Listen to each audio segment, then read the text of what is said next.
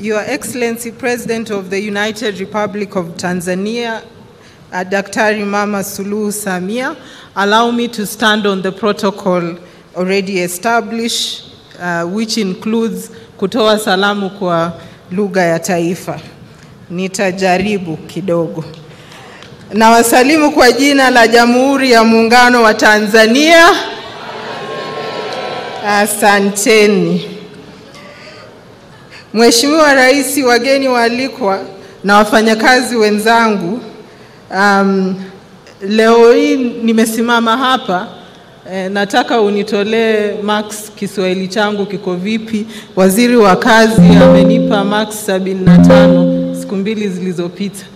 Hiki Kiswahili kimepigwa msasa na naibu waziri mkuu Dr.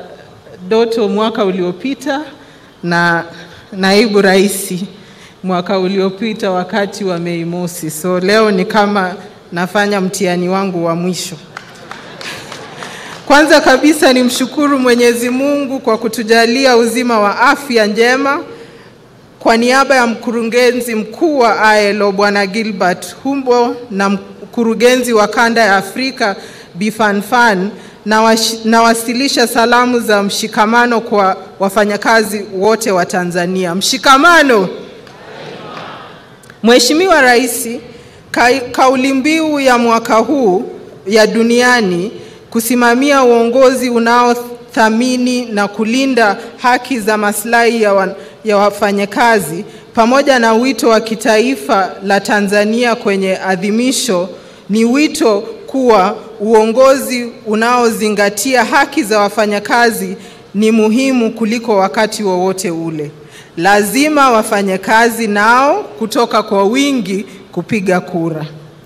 Mheshimiwa Rais, katika mwaka uliopita ILO imeshiriki kwa karibu na serikali ya Tanzania, vyama vya wafanyakazi na waajiri kutekeleza mambo kadhaa muhimu kwa mafanikio makubwa. Tumechangia kuimarisha uwekezaji wa wanawake na vijana kiuchumi kwa kushirikiana na taasisi kama benki za NMB na CRDB na wadau wengine wa maendeleo ili kuboresha huduma za kifedha na zisizo za kifedha.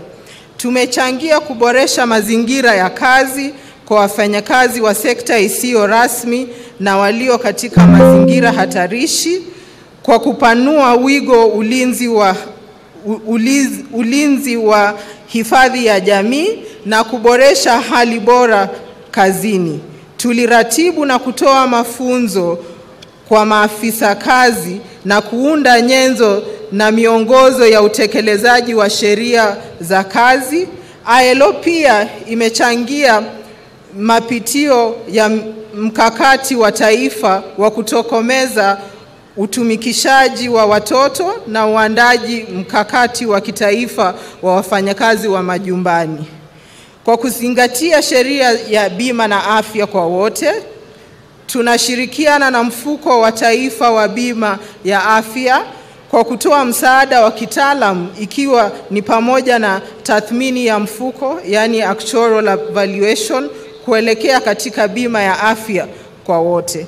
Katika eneo la ujuzi, ILO inaunga mkono utekelezaji wa mkakati wa taifa maendeleo ya ujuzi, yani Tanzania National Skills Development Strategy, kuboresha mafunzo ya unagezi apprenticeships, kutambua ujuzi uliopatikana nje ya mfumo rasmi wa elimu, yani recognition of prior learning, na kuimarisha mifumo ya taifa za soko la ajira. Katika ngazi ya sera, ILO inashirikiana na serikali na wadau wa utatu na wengine katika mchakato wa kuridhia mikataba ya ILO ili kuoanisha sheria za Tanzania na viwango vya kimataifa. Pia tumeafikia kuhusu mpango kazi wa kukamilisha mpango wa 3 wa kazi zenye star nchini, kwa kizungu yani Third Generation Decent Work Country Program, kama nyenzo ya mwongozo wa utekelezaji kwenye sekta ya kazi na ajira pamoja na utafutaji wa rasilimali. Dhamira ya utatu na majadiliano kazini, yani tripartism and social dialogue, imeendelea kuwa dhibiti, ambapo tumeshirikiana na mahakama ya kazi, LESCO na tume ya usuluhisho na uamuzi CMA ili kuboresha utatuzi wa migogoro ya kukuza mahusiano bora kazini. Usalama wa afya kazini pia ni kipaumbele chetu. Kwa kushirikiana na mamlaka ya usalama na afya kazini OSHA, tumeendelea kuboresha mifumo ya usalama, ufuatiliaji na utoaji wa taarifa za matukio ya ajali pahala pa kazi.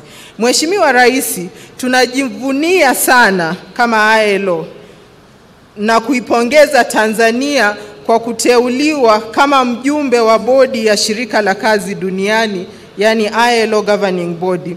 Mheshimiwa Rais, mara ya mwisho Tanzania ilikuwa mjumbe wa bodi hii ni wakati wa Mama Kabaka. Kwa hivyo tunashukuru sana, na walichaguliwa kwa kishindo pia. Mchango wa Tanzania katika usimamizi wa masuala ya kazi kimataifa tayari unaonekana na unaakisi uongozi unaokuwa wa nchi yetu ndani na nje ya mipaka. Mheshimiwa Rais, nimalizie, safari iliyo mbele yetu inahitaji mshikamano kwa kweli. Wafanyakazi, waajiri, serikali na wadau tushikamane kuhakikisha kuwa haki za kazi zinakuwa halisi kwa kila mfanyakazi.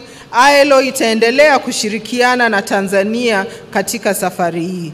Tushikamane kwa ujasiri na dhamira ya kweli, kwa sababu mafanikio ya wafanyakazi ni mafanikio ya taifa. Asanteni kunisikiza.